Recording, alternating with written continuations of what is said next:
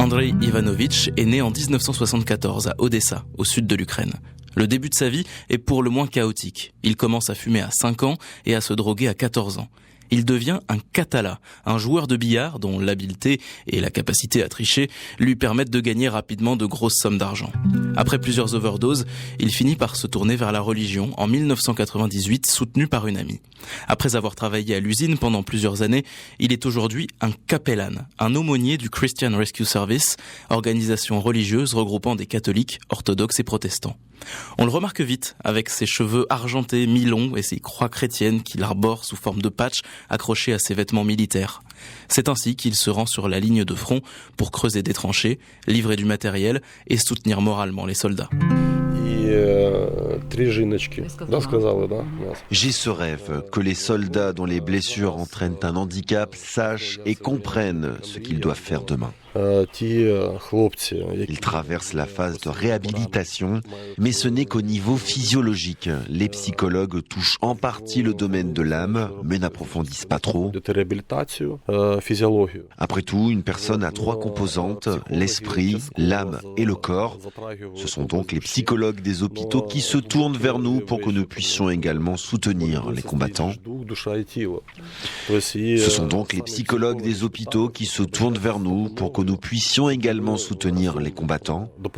À cet égard, nous avons élaboré un projet visant à créer un centre de réadaptation où se déroulera la socialisation des militaires et de leurs familles. Parce que lorsqu'ils rentrent chez eux, les soldats ne savent pas quoi faire et leurs femmes ne comprennent pas comment les traiter. En conséquence, des ruptures sont observées, consommation d'alcool, de drogue, agressions physiques, scandales domestiques. Notre objectif est de répondre aux besoins de restauration des familles et de réparation des relations.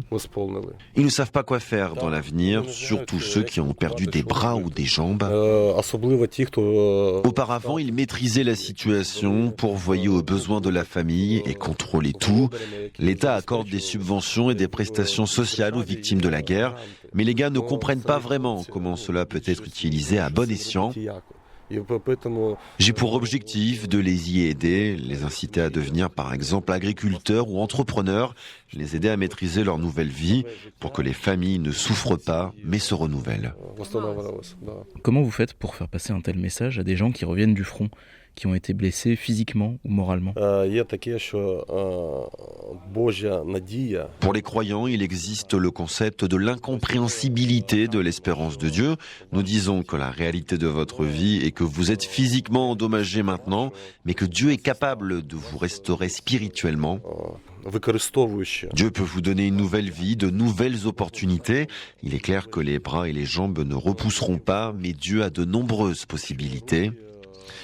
Et dans ma pratique, il y a des exemples où Dieu peut montrer un miracle. Le plus grand miracle est que le Créateur vous a déjà donné une seconde chance dans votre vie, de nouvelles opportunités, de nouvelles relations avec les membres de la famille, surtout les enfants.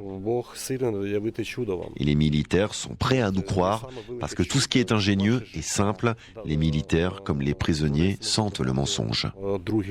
Ce que j'ai moi-même vécu dans ma vie fonctionne. Quand je dis que quelque chose de similaire s'est produit dans ma vie et que j'y ai cru, eh bien il me croit. Tenez, en 1998, j'étais en train de mourir. Pendant 8 ans, une femme a prié pour moi. En réponse, je me suis simplement moqué d'elle. En même temps, elle me disait toujours « Cherche avec ton cœur ». Je n'ai compris ces paroles que plus tard, lorsque j'ai commencé à saigner et à souffrir de nombreuses maladies. Parce que j'ai mené un mauvais style de vie. Très tôt, j'ai commencé à fumer, puis à prendre de la drogue et beaucoup d'alcool. C'est à ce moment-là que je me suis souvenu de ces paroles « Cherche avec ton cœur ». Et j'ai prié, Dieu, si tu existes, fais quelque chose pour moi. On a prié et jeûné pour moi et Dieu m'a restauré la vie. Ainsi, l'expérience personnelle exclut tout mensonge de ma part.